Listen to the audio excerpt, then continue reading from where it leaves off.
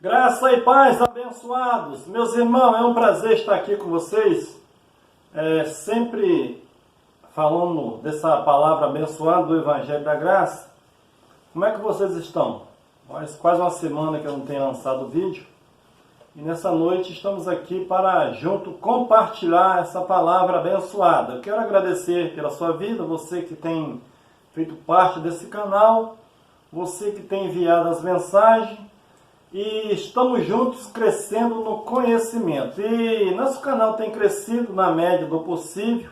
Eu quero agradecer por você que tem inscrito nesse canal, tem feito parte dessa família.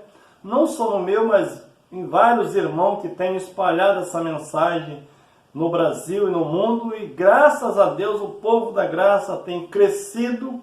A reforma realmente tem invadido o mundo e os países, e nós somos gratos porque fazemos parte desse programa abençoado por Deus. Um dia seremos conhecidos como os homens que fizeram o sistema repensar o evangelho que eles pregaram há 2000 anos atrás. E graças a Deus, Deus tem iluminado as nossas mentes, para que nós possamos entender realmente aquilo que Deus proporcionou na cruz para o seu povo. Então o tema nessa noite eu coloquei: a oração do Pai Nosso já foi atendida. Eu me chamo Simar Rodrigues, para quem não me conhece, moro aqui em Unamar, Cabo Frio, segundo distrito de Cabo Frio. É sempre um prazer falar com vocês. Então nós vamos para o tema nessa noite.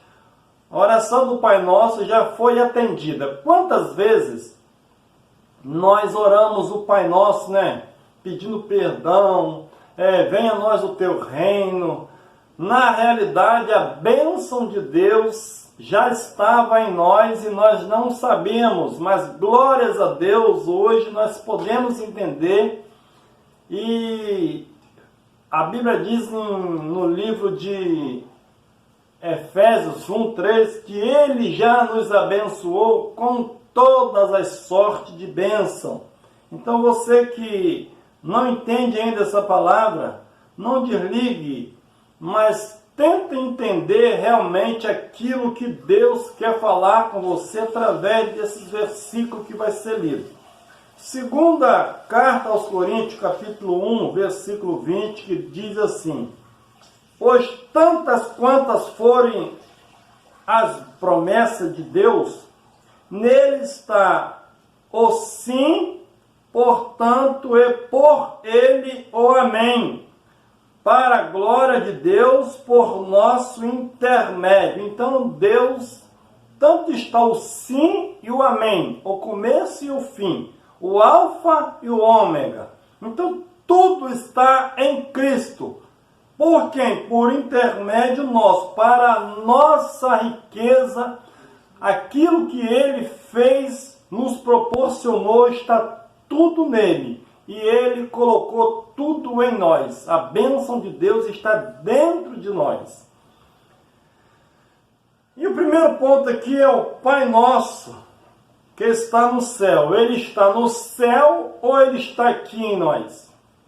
Então, o primeiro passo dessa oração que Jesus ensinou aos seus discípulos lá, os judeus, era a oração do Pai Nosso. Porque Cristo veio para um propósito, para que o reino dos céus fizesse parte do reino da terra. Então, a terra se unisse e Deus seria um em todos. Então, o primeiro ponto é o Pai Nosso, que geralmente as pessoas ainda oram ainda: Pai Nosso que está no céu. Deus não está no céu, Ele está em todos os lugares.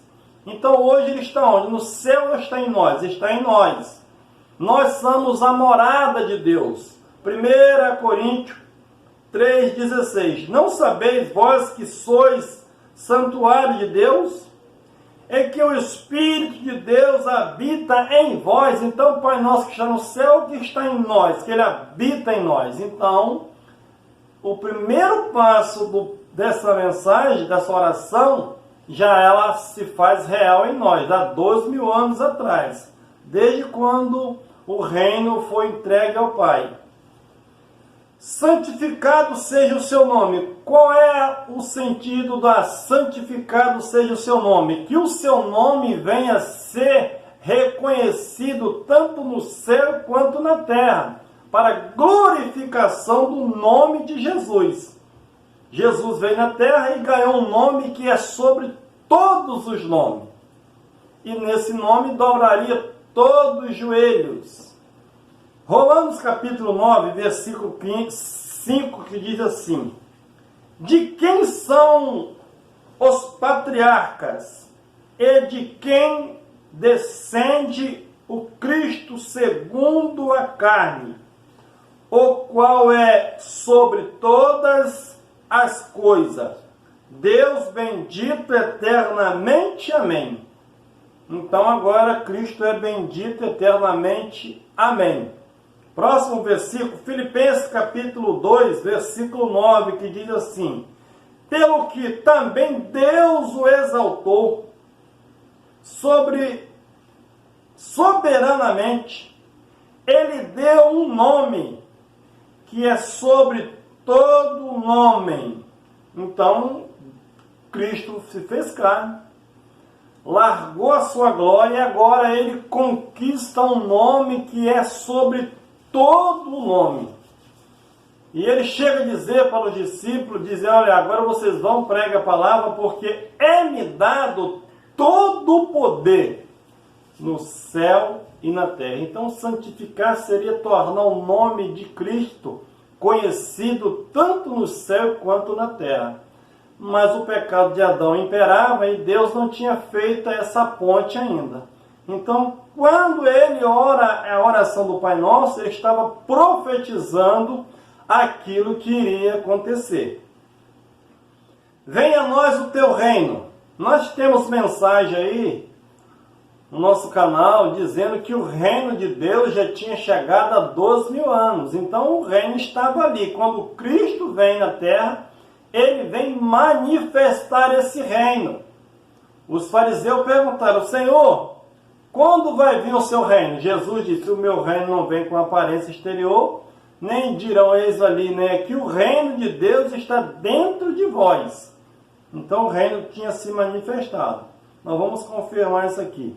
Venha a nós o teu reino. Colossenses capítulo 1, versículo 13, que diz assim: e que nos tirou do poder das trevas e nos transportou para o reino do seu Filho amado. Então, quando Cristo orava em carne ali, ele estava orando, profetizando. Agora, quando ele morre, Paulo está afirmando para eles que Deus tirou ele daquele reino das trevas, que era a lei de Moisés e toda aquela condenação que havia na antiga aliança, e transportou eles para o reino do seu Filho. Então o reino já tinha chegado. Transportou eles ou transportou nós? Transportou eles. Nós nunca fizemos parte da velha aliança. Nós, quando nascemos, nós já nascemos na nova aliança. Já nascemos com a herança preparada para nós usufruirmos dessa herança. Hebreus 12, 28, que diz assim: pelo que, recebendo nós um reino que não pode ser abalado, retenhamos a graça pela qual servamos a Deus agradavelmente, com reverência e temor. Paulo estava dizendo que iria receber, ou eles lá naquele primeiro século já tinha recebido um reino. Então o reino já tinha vindo. Venha a nós o teu reino, o reino já tinha chegado. Hoje nós já estamos no reino do Filho, no reino do Pai. Seja feita a tua vontade, assim na terra quanto no céu.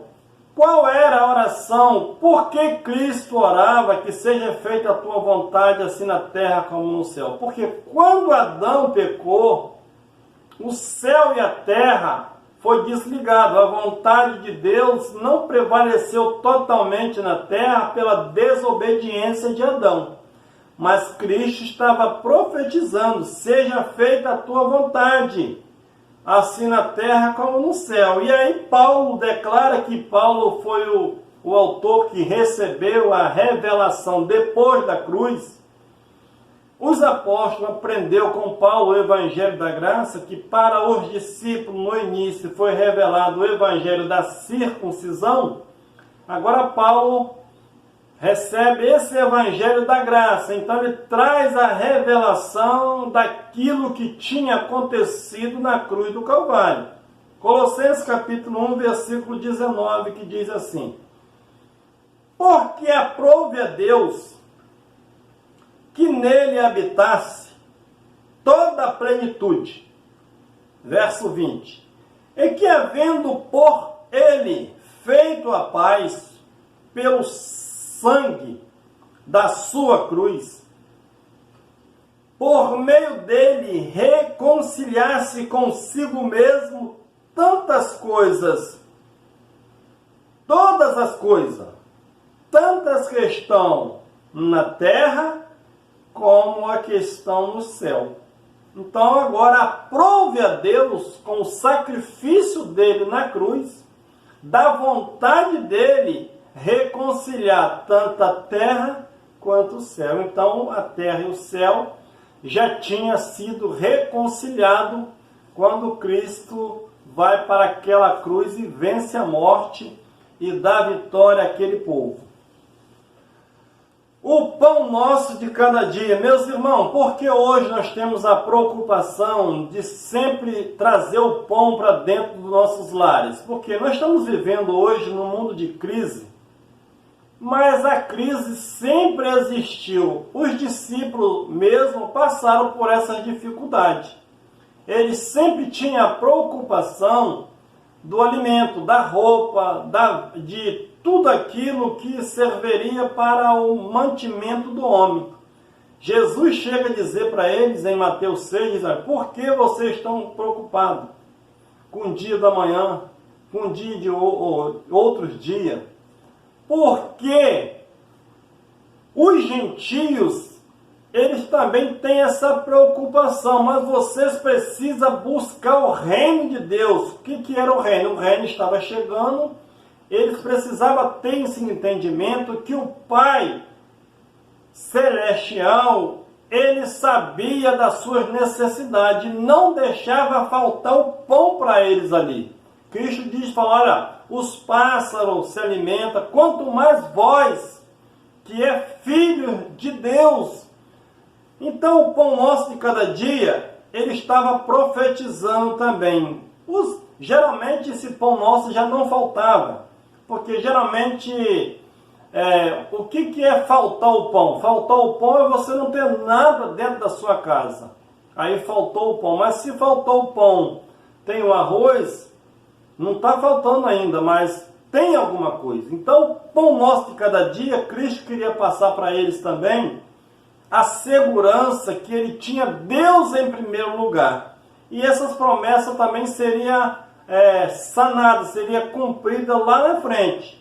É o que Paulo diz em Filipenses capítulo 4, versículo 18. Paulo tinha necessidade? Tinha.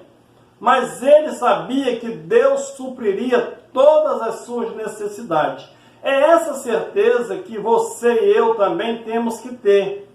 Deus, ele suprirá todas as nossas necessidades. Existe muitas diferenças entre você ter necessidade e você querer esbanjar, ter tudo aquilo dos seus sonhos, dos seus projetos. Há uma diferença muito grande. O salmista Davi, quando ele diz no Salmo 23, que na nossa tradução está assim, o Senhor é meu pastor e nada me faltará. Mas se você for fazer uma análise de texto, e fazer uma análise mesmo nessa leitura, no hebraico ou no original, não é assim. Porque o salmista, ele tinha certeza que Deus era o pastor dele e ele não ia ter falta de nada, porque é o Senhor que guiava ele. Então o Senhor é o meu pastor, ponto. E de nada eu terei falta. É a confiança em Deus. Ainda que faltasse alguma coisa ali material, mas Deus era o pastor dele. E eu não sinto falta de nada, porque Deus sabe o melhor para a minha vida. Então Filipenses 4,18 diz assim: mas tenho tudo e tenho até em abundância. Cheio estou, depois que recebi de Epafrodito, o que da vossa parte me foi enviado, como cheiro suave, como sacrifício aceitável e aprazível a Deus. Então Paulo estava ali, ele não vivia do dinheiro dos outros, ele vivia pela fé, ele queria concluir o seu ministério, mas ele tinha necessidade. Deus toca no coração daqueles irmãos para abençoar a vida de Paulo. Isso é uma regra, isso é um mandamento? Não, isso é a lei do amor, da caridade, dos benefícios que Deus faz para conosco, e na hora que alguém está sentindo falta, Deus vai usar quem? Vai usar as pessoas que estão à sua volta. Dinheiro não vai cair do céu. Então Deus usaria aquelas pessoas como usou lá para suprir a necessidade de Paulo. E quantas vezes também Deus quer te usar para você suprir a necessidade de alguém? E também Deus usa alguém para suprir a sua necessidade. Então Deus, ele supre as nossas necessidades. O pão nosso de cada dia, salmista Davi diz: fui velho e agora fui moço e agora sou velho, mas nunca vi um justo desamparado e nem a sua descendência mendigar o pão. Tenha certeza, meu irmão, confia nesse Deus. Ainda que está difícil hoje, mas a providência de Deus, ele já proporcionou para a sua vida. Confia. Tenha certeza que Deus, ele cuida de você.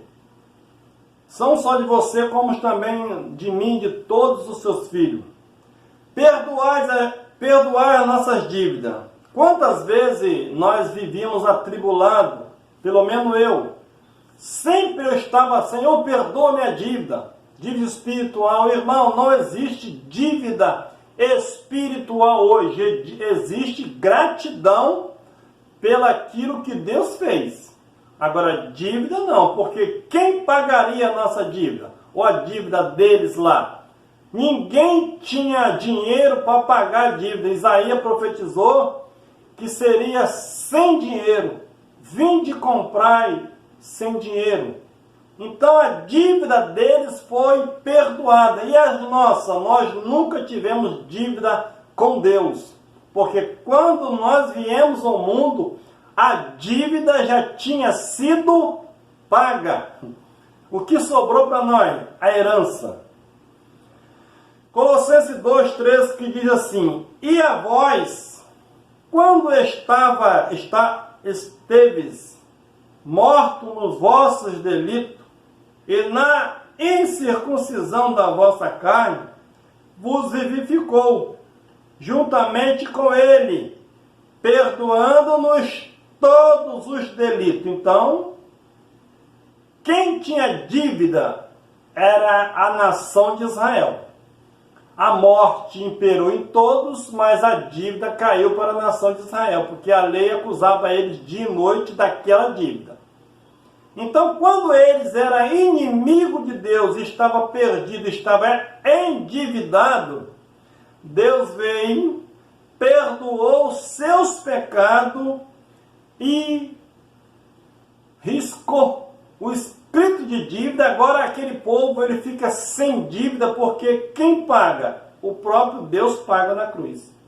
E o verso 14 diz assim: e havendo riscado o espírito de dívida que havia contra nós nas suas ordenanças, a qual nos era contrária, removeu do meio de nós, cravando-o na cruz. Então a dívida era deles.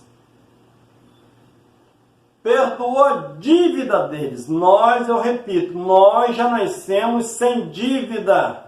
Já nascemos abençoados com toda sorte de bênção, ainda que não conquistamos ainda. Mas nós precisamos crer que nós já somos abençoados, já nascemos abençoados, e estamos reinando em vida em perfeita vitória. Não nos deixem cair em tentação. Essa palavra, qual seria essa tentação? Tentação, a Bíblia diz que não vem tentação além daquilo que você pode suportar, mas Deus é fiel para te dar o escape. Então é essa a tentação. Você não será tentado mais do que aquilo que você resiste. Deus, ele sempre vai dar um escape. 1 Coríntios 10, versículo 13, que diz assim: não vos sobreveio nenhuma tentação senão humana, mas fiel é Deus, a qual não deixará que seja tentado acima do que podeis resistir. Antes, com a tentação, dará também um meio de saída para que a possa suportar. Então, Deus, nós não somos tentados além daquilo que não podemos resistir, mas Ele é fiel para nos livrar dessa tentação, para que nós não caímos nela. É Ele que livrou. Então, o poder é dele. Ele é poderoso, que Ele não dá uma prova a ninguém além da sua capacidade. E o que me chamou a atenção aqui é o verso 13, só a parte A, que diz assim: não vos sobreveio nenhuma tentação senão humana. Então, quantas vezes, pegando um gancho aqui nessa palavra, quantas vezes eu lutava com o diabo, o suposto diabo, a tentação espiritual? Nesse verso aqui, ele está dizendo que não sobreveio tentação senão humana. Tentação é todas elas humana. Não existe tentações espiritual. Não tem um espírito aí perdido te tentando. Porque ninguém suportaria um espírito tentando uma carne. Porque se a carne já é difícil para o cristão dominar, quanto mais um espírito tentando alguém. Na Bíblia não fala de tentação espiritual. Só fala tentação, senão humana, da parte de Deus. Deus tenta alguém? Não. Tentação é o quê? É humana.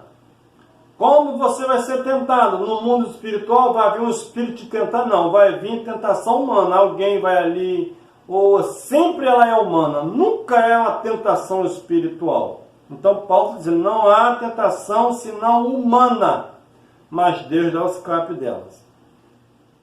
O próximo aqui, mas nos livre do mal. Qual é esse mal que Cristo estava querendo, orando para que livrasse eles do mal? Será que é o mal de cada dia? Será que é o mal eu não vigiando e praticar esse mal, essas obras da carne? Não. Cristo, quando foi tentado lá no deserto, primeiramente, essa não é a mensagem, ele não foi tentado pelo diabo, pelo ser espiritual, foi tentado pela sua própria natureza humana. Um dia nós vamos falar sobre isso. Mas nos livre do mal. Hebreus 2,15. A geração, o mundo, estava preso na morte de Adão. Então é essa tentação que ele estava dizendo, que veio nos livre da tentação, nos livre do mal. Qual era o mal? Era um mal fisicamente ou era um mal espiritualmente que dominava os espíritos quando morria? A morte dominava até a cruz. Hebreus 2,15 que diz assim: e livrasse todos aqueles que com medo da morte estavam por toda a vida sujeito à escravidão. Então, até a cruz, a morte não tinha sido vencida. E agora, com a morte de Cristo, ele vem e livra aquele povo daquele mal. Qual era o mal? O mal da morte. Era a morte que imperava. Deus se fez carne, veio e livrou os seus filhos daquele mal no mundo espiritual, tirando a morte, que era a lei de Moisés, e dando vida a eles, vida eterna. O próximo ponto aqui e o amém. O amém significa assim seja. Então, 1 Coríntios, nós começamos lá, 2 Coríntios 1, 20, diz assim: pois tantas quantas forem as promessas de Deus, nele está o sim, portanto, e por ele o amém, para a glória de Deus, por nosso intermédio. Então, em Deus estava tanto o sim quanto o amém. O alfa, o ômega, o princípio e o fim. Então, tudo concluiu em Deus, e Cristo veio e colocou isso em nós, porque a Bíblia diz que nós fomos abençoados com toda sorte de bênção. Eles foram, nós herdamos todas as bênçãos. Então, tudo aquilo que você precisa, irmão, está dentro de você. Não é pela sua capacidade, mas é porque Deus proporcionou essa bênção.